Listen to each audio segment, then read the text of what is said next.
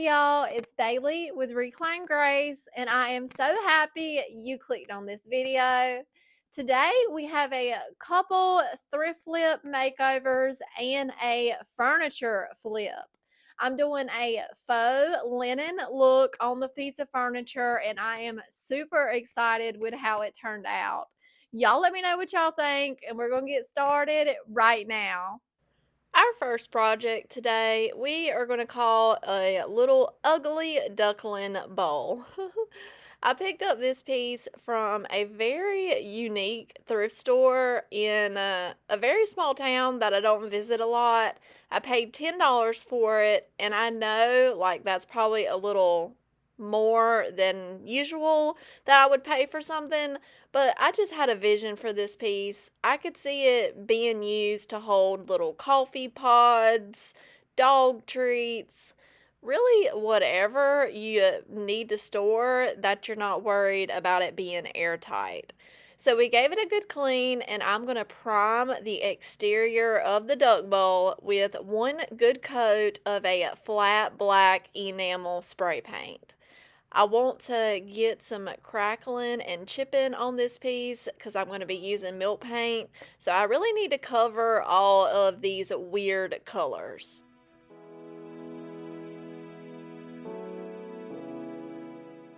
Next, I'm going to mix up some Flour Sack Sweet Pickins milk paint. I'm going to do 2 scoops of powder with 1.5 scoops of water. Mix those two together well and let it sit and thicken for about 10 minutes. And the reason I love using that flat enamel spray paint is it dries so quickly and I can carry on with my project.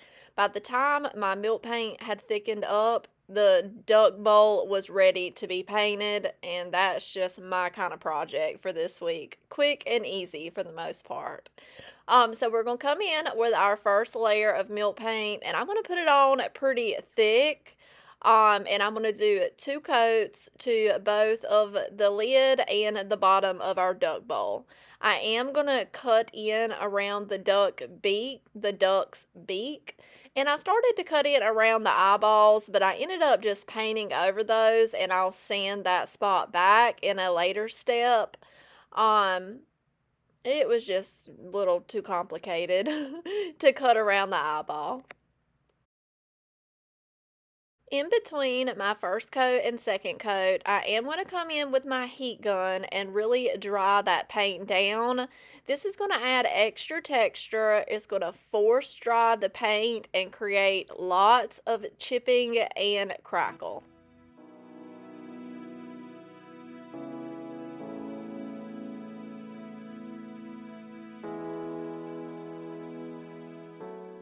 And here's how we're looking after the 2 coats of milk paint is good and dry. The top of this duck, ooh, it is just gorgeous with the crackle, but I was terrified the milk paint was going to chip off too much. So before I go in with my last step, I'm going to come over very quickly and seal up that milk paint with a flat, clear spray paint. And then now let's add some age to it. I'm going to be using Sweet Pickins Dark Oil Wax just because it's food safe, and I don't know, I love the way it looks over milk paint. So I'm just going to dump some on my project, smear it around, get it in every little crevice, let it sit on the project for about 10 minutes, and then I'm going to come in with a lint-free blue shop towel and wipe off any excess oil. And that's it for this project. I love how it came out. It came out just how I envisioned it. Y'all let me know, would y'all have picked up this piece at the thrift store? I am going to ask for $47 at my retail booth for this piece, and I still think that's a pretty good profit margin and a pretty good deal for my customer. Y'all let me know what y'all think about this makeover.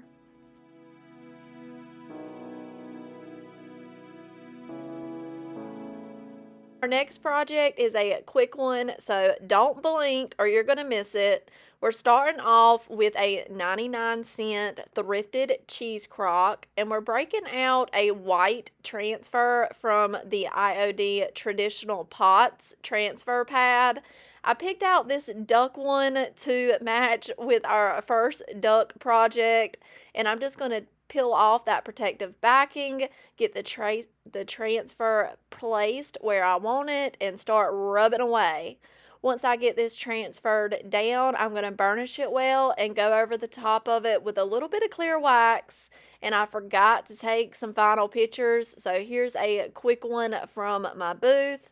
Cute, easy, simple. I priced it for $17. Moving on to our next project, which is this solid wood dresser I got from a yard sale for $10. It's been hanging out on my woodworking side of my shop, so it is a bit dusty. The piece is very structurally sound, not a lot of damage, but the drawer guides, I did have to replace a couple of them, but I just didn't include that in today's video. Here's a quick Roscoe nose boop for y'all wanting to see him. So let's get started on this piece. We are going to be replacing the hardware pulls, so I'm going to come in and remove all of those, take out my drawers and number them so I know which drawer goes in which hole. These older, more aged pieces, it is very important to number your drawers just because most of the time they are built to fit in that certain slot drawer opening. Once I get the drawers labeled, I'm going to come in and start sanding the piece. I'm not stripping this piece down to raw wood. I'm just scuff sanding every surface and getting off all the little scratches and dings. We're not going for a two-tone look like I usually do, just a good scuff sand to get rid of any felling finish and to create some micro texture for our new paint finish to grip onto. You will see this damage a lot on veneer pieces. I have some missing veneer down here at the bottom towards the legs, and it is lifting up in a couple of spaces, a couple of places. Lord help me do this voiceover. So we need to get those glued down first. I'm using some super glue on a piece of paper where I can kind of squeegee it under there. I'm going to press that veneer down, use my accelerating spray, just glued my finger right on that piece, so don't do that. And I'm going to do the same thing for the other side here. And then we're going to get some Bondo out. I love using Bondo because it dries rock hard in a matter of minutes. I'm going to scoop out some of the cream putty and put a pea-sized amount of the dark blue hardener into the putty. Mix it together well until it becomes one solid color, and then you need to work fast. That hardener is what activates the putty to start curing immediately. So you got a couple minutes of work time here to really fill in any holes, so work in small sections. In about 10 minutes, it is dry and ready to sand. So I'm going to break out my orbital sander using a 120 grit sanding paper, and I'm going to smooth out all the Bondo and finish scuff sanding these dresser drawers.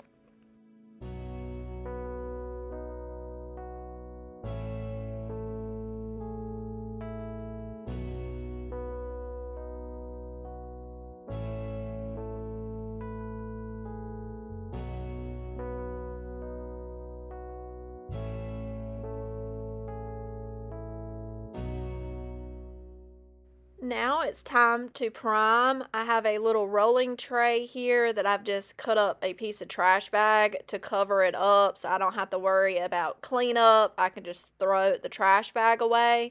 I am using white shellac primer here. This is my favorite one. It's the Benz Shellac Primer. And I'm going to do 2 coats on the drawers and the dresser, letting the primer dry about an hour in between each coat. And I did sand between each coat of primer just to ensure I have a smoother finish. Since I'm using a roller, you kind of have that texture from using a roller, if that makes sense, the little air bubbles you get. This primer is 100% necessary for the process we're going to be doing on the dresser, but this Ben's shellac, it really puts a hard candy coating on the exterior of your dresser. It blocks stains, helps with adhesion, and if you have any odors, like if it was in a smoker's home, it really blocks out smells. So I could rave about this primer like on and on and on. It's just a phenomenal primer. So after my 2 coats of primer was dry, let's move on to our finish for this piece.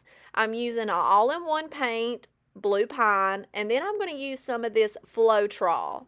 This helps lengthen the timing of your paint drying process, meaning it makes your paint stay wet longer. So I'm going to do a 50-50 mixture of paint and Floetrol here in a little plastic cup. I'm going to mix those two together well for a couple of minutes until I cannot tell that Floetrol is in there at all. So I have some paper towels here, and then Mama picked up this old style broom from Lowe's. This is one with the stiff bristles. I need that. And now let's get to working on our faux linen technique. So first I'm going to apply a even nice size layer, and I'm going to start off with the drawer just because this is my first time doing this technique. I'm going to make sure once I get my paint up there that I am ending in long, even brush strokes. You really don't need to have those little paint lines you see right here on the left side of the camera, because you will be able to see those. So just add some more paint up there if you need to. That's what I'm about to do to try to hide the way that's looking. So once I get my paint on, I'm going to take the broom and I'm going to go in vertical and horizontal directions, long strokes, starting at one end, finishing at the other end. I'm going to do that several times, and then I'm going to turn my broom and go the vertical way and do the same thing too. What this is creating is crosshatch little tiny strokes in the paint, and it makes it look like linen. I seen this technique on YouTube a couple years ago, and I don't know, I have always wanted to try it, and I figured this dresser was the perfect one to try it on. So now that I got the hang of it, I did all my dresser drawers. I'm going to work on this larger piece, or this larger side, and it is so important to work fast. Just because you have that Floetrol product in there, it still wants to dry on you. So you have to work pretty quickly because the paint has to remain wet as you're dragging the broom through the paint. I have the paper towels handy so I can wipe off the tips of my broom, and I'm just going to keep on going one way, turning my broom, and then going the other way, and then going back the other way, and then going back the other way. I do both directions about 4 times on each little section.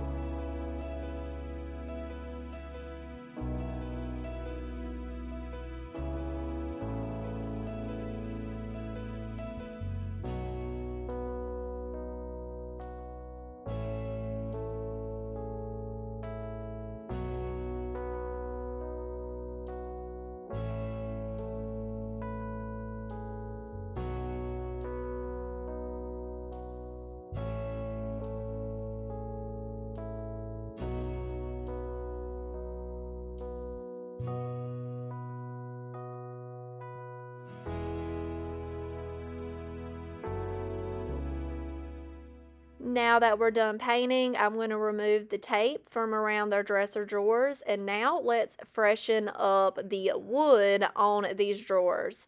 I'm going to use some Howard's Feed and Wax. Ooh, just look at that difference. This wood was thirsty and it needed just a little bit of help, and that's exactly why I love using Howard's Feed and Wax. My sweet friend Emily just sent me a bottle off of her website. That's J Bowen and Company. It is just an amazing product to use on your raw wood pieces. So I'm going to do all the drawers. I'm going to let that sit up there. It has a really good orange smell to it. And next, I'm going to add my new hardware I got off Amazon. I did give the dresser a good coat of clear wax just to give that fusion paint a little bit of extra help. Other than that, this dresser is done. My first time doing this technique, but I love it. And it looks so good with that blue pine color. I think it would also look good done in a taupe tan color, so I might be doing that next. Y'all let me know what y'all think about this project. I priced the dresser for $157.